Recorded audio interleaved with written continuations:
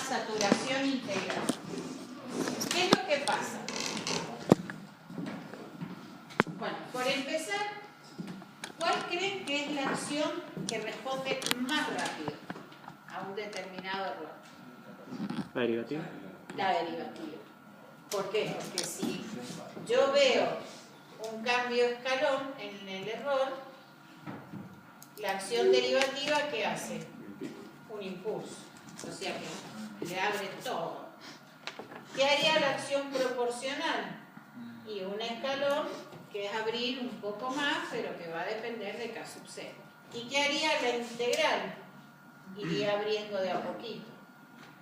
Si la que más lento responde es la acción integral, porque necesita haber sumado suficiente área como para lograr empujar la salida, abrir la válvula, lograr aplicarle una fuerza al actuador de la válvula que lo mueva. La más rápida, en cuanto a rapidez, es la acción derivativa. Sigue la proporcional y después la integral. Entonces, cuando nosotros queremos mejorar la velocidad de respuesta de un determinado lazo de control, a lo que primero apuntamos es aumentar el aporte de derivativa. Pero tenemos un pequeño problema con eso.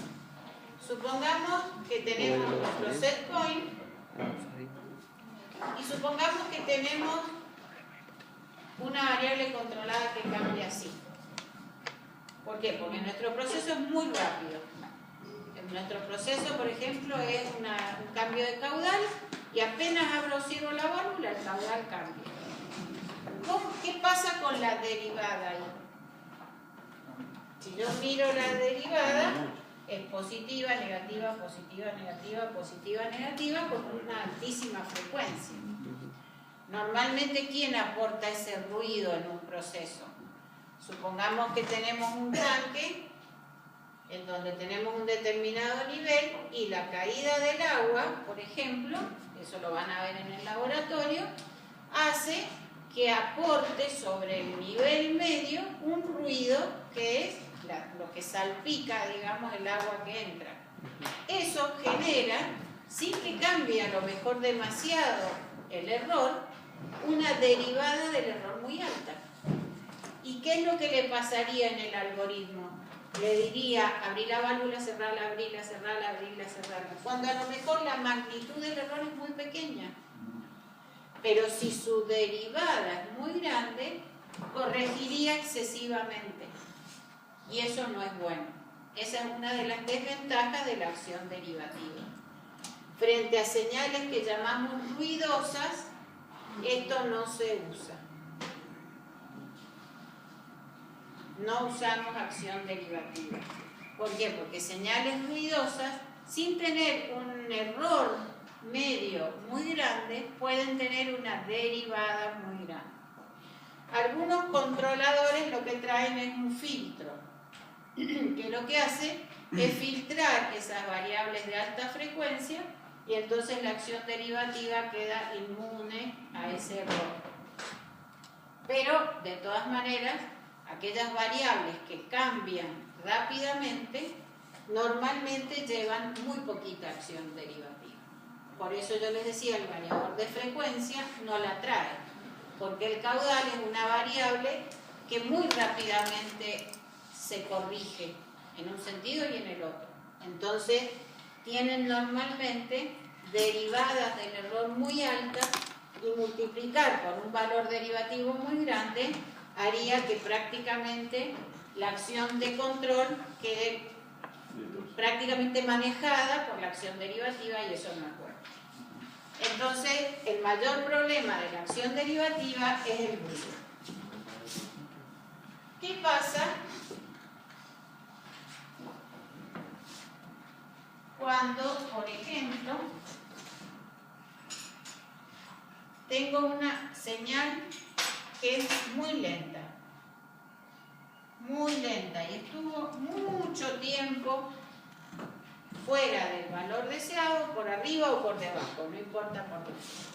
Yo acá sumé un error negativo y acá todo el tiempo que la acción integral no volvió a cero el error, sumó área. Es decir, esto es una sumatoria de áreas. Vamos a ponerlo así. Si yo sumara por intervalos pequeños delta t, tendría una sumatoria que creció muchísimo, ¿sí? Entonces, ¿qué pasa cuando eso es muy grande? Si el error sigue estando por encima, por ejemplo, del valor deseado y suma, podría pasar que la cuenta me dé más que 100% de apertura de la válvula. Me diga, la cuenta esa sumó una parte proporcional al error, que sumó 10%. Por la acción derivativa le sumó 20 más. Y si esta cuenta me dio mucho más que el 70 que le quedaba para abrir toda la válvula, la cuenta va a dar 120. Pero la válvula realmente se va a abrir al 100. Es decir, cuando la señal MDT, que vuelvo a decir, puede cambiar de 0 a 100% de apertura de la válvula, o de 4 a 20 miliamperes. Cuando esa cuenta me da 22 miliamperes, o me da 120% de apertura de la válvula, realmente al 100 la válvula abrió y la cuenta puede seguir dando 110, 120, pero la válvula no va a abrir más, porque llegó a su límite físico máximo. Pero ¿qué va a pasar? Tengo después que esperar a que el error cambie de signo para que empiece a restar acá. Hasta tanto esa integral no se achique, va a seguir diciéndole que me dé una cuenta más de 100. Eso se llama saturación integral. Y es cuando este término acumuló tanto error en un sentido, puede ser tanto positivo como negativo, que el manejo de la apertura de la válvula queda, digamos, manejado prácticamente por la acción integral y necesito mucho tiempo de error opuesto para que eso reste y se empiece a achicar. ¿Y qué va a pasar? Cuando el error empiece a ser negativo y empiece a restar, tengo que esperar que pase de 120, 118, 115 y hasta que no llegue por debajo de 100 la válvula no cierra. Hay un tiempo durante el cual la válvula sigue permaneciendo cerrada aunque el error cambió de signo. ¿Por qué? Porque esto no fue suficiente como para achicar esa cuenta. Y todo lo que acumuló la integral del error, que era tanto, tengo que remontarlo en el otro sentido para que la suma pase por debajo de 100 y ahí empiece a cerrar. ¿Se entiende? Bueno, esos son los dos grandes problemas que presentan en el algoritmo. Bueno, primero, con la acción solo proporcional, si no tengo acción integral, ¿cuál era el problema? El error de estado estacionario. ¿La acción derivativa anulará el error de estado estacionario? No, la integral, porque va a tener en cuenta la historia del error. Fíjense qué pasa cuando el error es constante. ¿Qué hace la acción derivativa? Se mantiene. Cuando el error es constante, ¿qué hace la acción derivativa? Se mantiene constante, porque el error no está variando. El error de estado estacionario, la acción derivativa no lo corrige. ¿Quién es la única que lo corrige? Integral. La acción integral. Entonces, si yo tengo un algoritmo P más D, proporcional más derivativo, casi seguro que voy a tener error de estado estacionario. Si yo le agrego acción integral, voy a corregir el error del estado estacionario. Pero, ¿qué voy a agregar? Una respuesta más lenta. Porque yo sé que la acción integral es la más lenta de todas las respuestas. Entonces, voy a mejorar el error de estado estacionario, pero a costa de corregir a lazo cerrado más lentamente. ¿Qué pasa también con la acción integral? Además de agregarle más lentitud, el peligro de la saturación integral.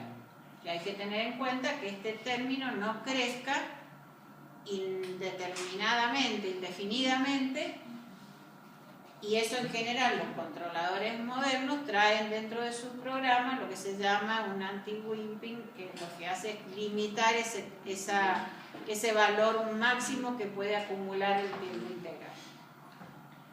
La acción derivativa es más rápida, por lo tanto mejoraría la velocidad de respuesta del lazo, pero tiene el problema de las señales ruidosas.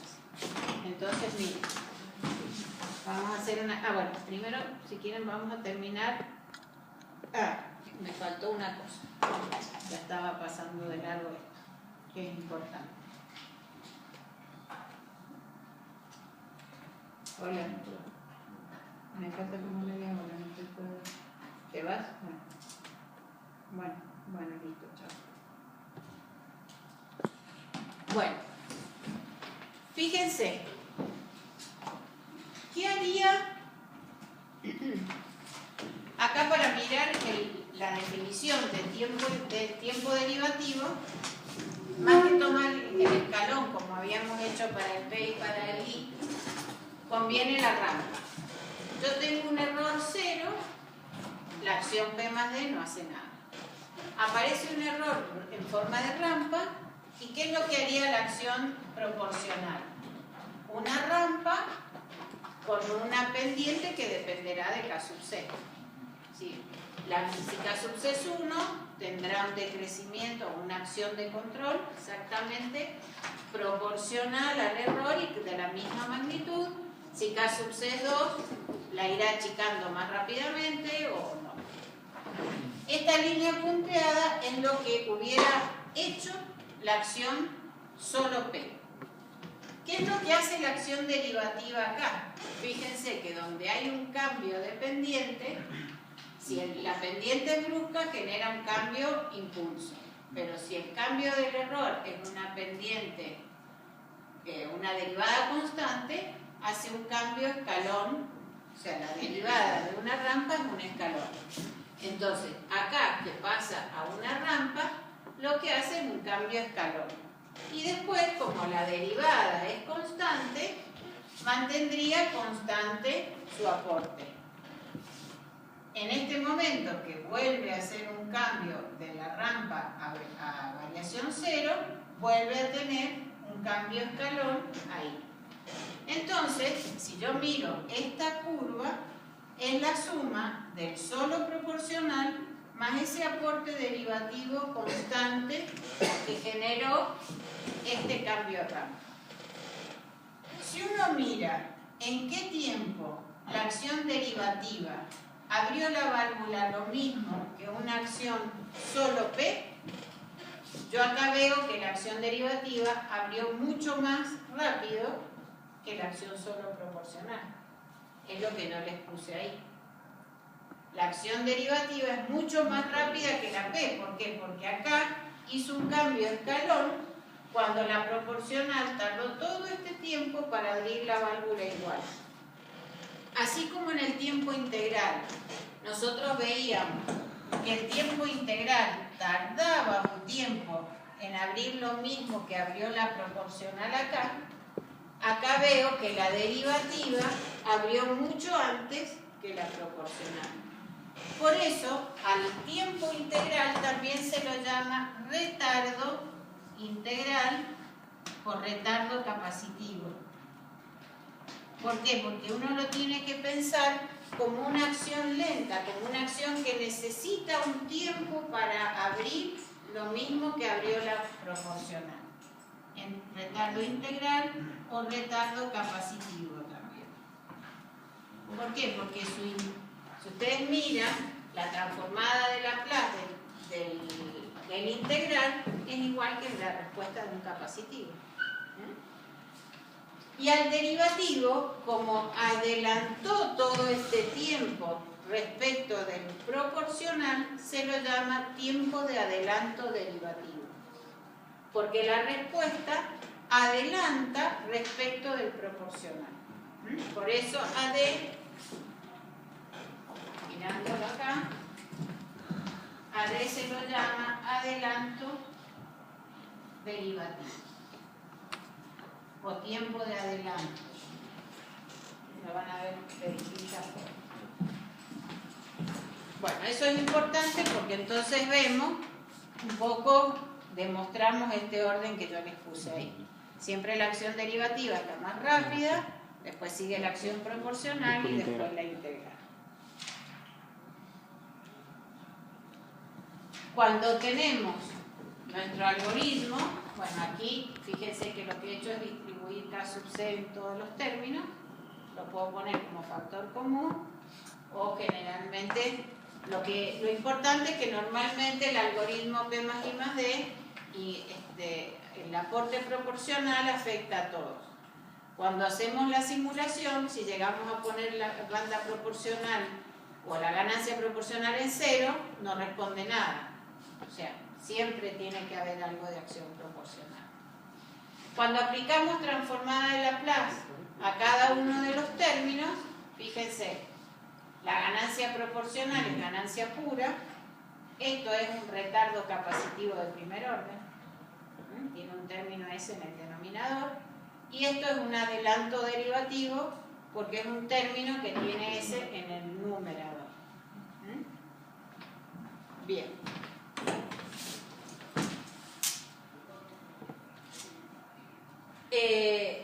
Cuando tenemos mayor banda proporcional o menor ajuste de ganancia proporcional, las respuestas suelen tener bastante sobrepicos. ¿Por qué?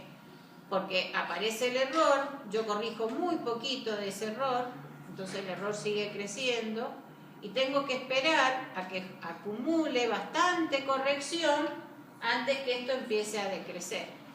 Entonces suelen tener amplitudes bastante más grandes, que siempre están en relación a las ganancias del proceso, pero en definitiva tienen respuestas que no son corregidas.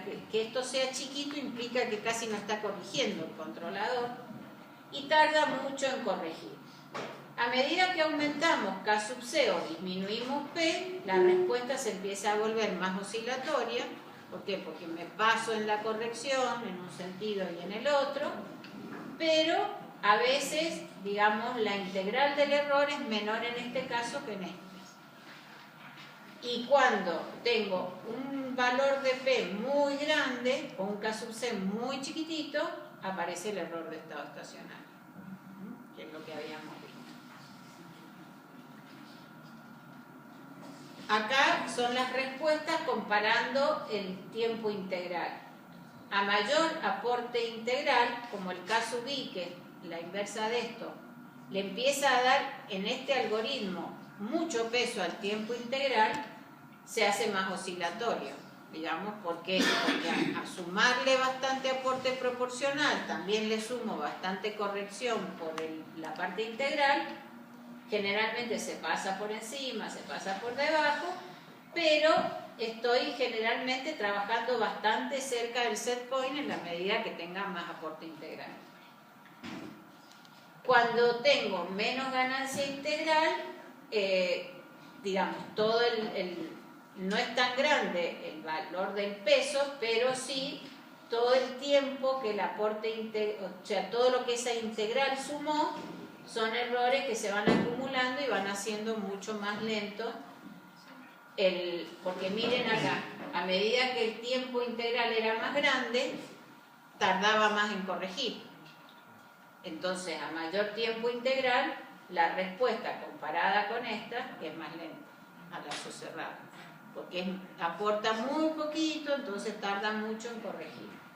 Y esta es al revés, cuando tengo mucho menor tiempo integral o mayor ganancia integral, se hace más oscilatoria, pero termina más rápido.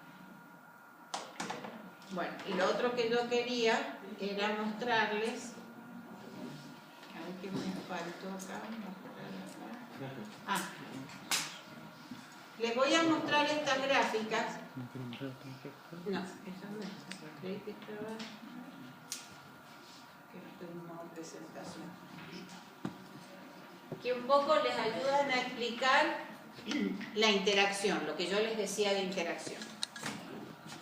Fíjense, en este caso, acá estamos haciendo haciendo un ejemplo en donde yo he repetido, simplificado este esquema, porque a la válvula y al sensor lo estoy considerando como parte del bloque proceso.